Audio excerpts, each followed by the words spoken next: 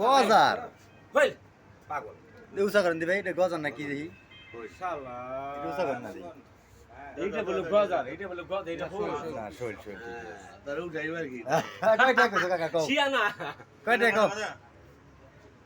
ভাই নিবা নাকি কত আমি দাম ভাই কত আরে খারাপ না এক পাগল হইছেন কত না ভাই আমি রাজু করে দেই না এই কয়টা কও 300 দেও 300 বলে কত